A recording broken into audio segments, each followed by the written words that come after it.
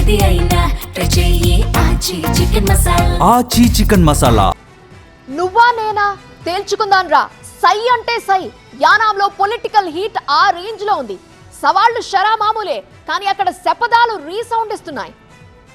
ఈ బచ్చేగాడు ఏమని చెప్తున్నాడు, నేను సమోసా ఇచ్చాను, నేనేమో ఒక జిలేబీ ఇచ్చాను, ఒక వాటర్ బాటిల్ ఇచ్చి గెలిచేసాడంట.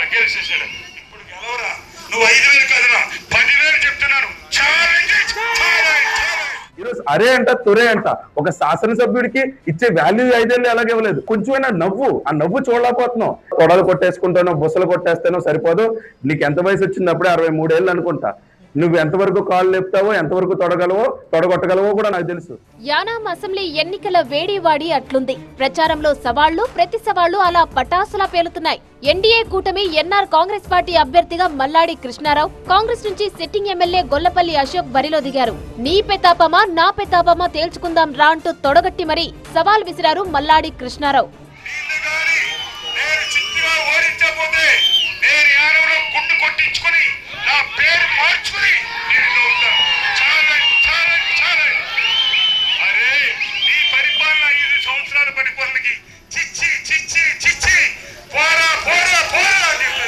దర్యాల తిప్పలో ఎన్నికల ప్రచారంలో మల్లాడి చేసిన శబదంపై రియాక్ట్ అయ్యారు గొల్లపల్లి అశోక్. నువ్వు గుండెకి ఎగించుకోవాలని కూడా నాకు లేదు. అక్కడ నెత్తి మీద ఏముందో నాకు అర్థం కావట్లేదు గీకడానికి.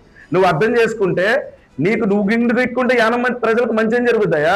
నువ్వేదో సున్నం బొట్లు పెట్టుకుంటే మాకే మంచి జరుగుద్ది. నువ్వేం చేసావు అది చెప్పు. తొడలు కొట్టేసి నీకంటే 25-30 సంవత్సరాల కుర్రోళ్ళు ఎంత మంది ఉన్నాం ఇక్కడ. మేమెన్ని తొడలు కొట్టేయాలి? మేము ఎంత డిసిప్లిన్ గా ఉన్నాం. ఏదో తొడలు కొట్టేస్తేనో బుసలు కొట్టేస్తేనో భయపడిపోయేది ఎవ్వడో లేడు. భయపెట్టేద్దామని చెప్పి కొత్తగా నీ డౌన్ ఫాల్ ఏంటో చూపిస్తాను. ఏంటి డౌన్ ఫాల్ చూపించేది? ఇదేమన్నా వాటర్ ఫాల్ నీకు? ముందు నీ సంగతి చూసుకో.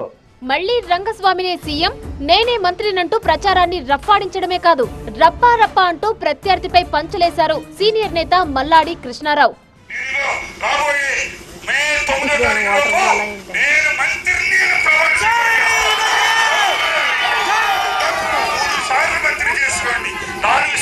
ముఖ్యమంత్రి చేశాడు, 4వ చరిత్ర తిరగ రాస్తాను.